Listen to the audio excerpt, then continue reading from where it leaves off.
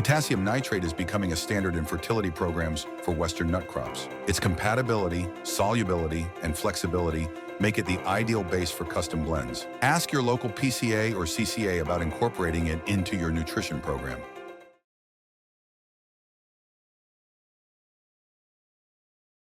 Hello, I'm Matthew Malcolm with Pacific Nut Producer Magazine, reporting to you here today from the Pistachio Industry Conference for American Pistachio Growers in Monterey, California. They had their PAC breakfast, Political Action Committee breakfast this morning, and one of the featured speakers was Darrin Monteiro. He's from the California Dairies. We're the largest dairy cooperative in California. It's interesting because it's a pistachio industry event. What is a dairy guy doing here? Can you tell us about that? Sure. There's a lot of pistachio farmers that are also dairy farmers, and Katie asked me to come out and share a little bit about our political action and what we do, and it was a great time and happy to share. Awesome, and there is a connection between California Dairies and American Pistachio Growers, and one of that is some of the funding that is being pulled together to take on some of the negative effects of what's going on in Sacramento and in Washington. So it's like a super PAC, but association that you're both contributing to, Sure. right? Can you tell us about that group that's trying to really unite to make a difference? 6 ag organizations came together to create the Alliance of California's Farmers and Ranchers, and we use that as our vehicle to try to influence the California legislature, to influence a more moderate caucus, to get some moderate Democrats to support our Republican friends that traditionally carry our message, and try to get some better policy in the state of California that will help bring water and help kind of ease the burden of farmers in the state. I know we have a lot of organizations around the state in agriculture that have their own political action committees and initiatives and messages that they're trying to get out there for our legislators.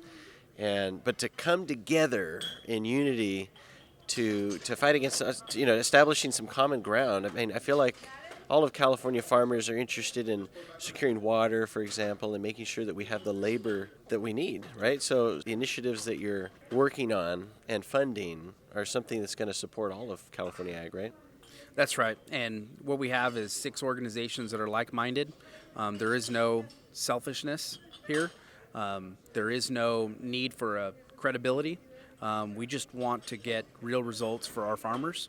I think in some other instances that exist around California is you're trying as best as you can to impact the livelihoods of your members, and you want your members to know, so you kind of need your name tagged to whatever opportunity that looks like. But here we have 6 organizations that we don't care about name recognition. We don't care about those kinds of things. What we're motivated by is a better livelihood for our farmers.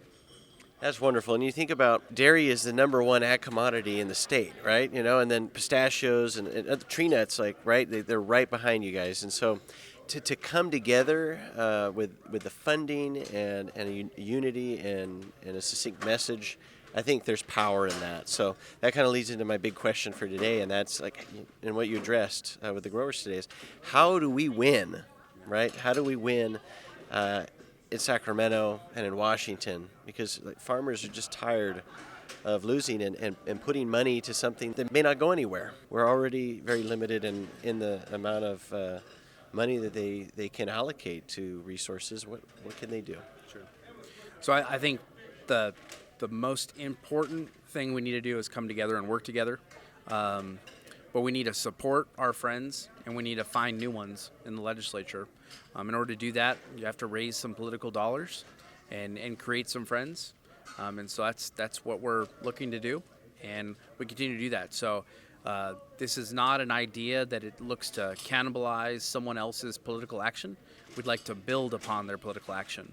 And so motivate them to raise more dollars, to put more dollars in the system, rather than redirect what they're currently doing. So if there's anyone that's interested in trying to understand a little bit more about that, I'm happy to take that call.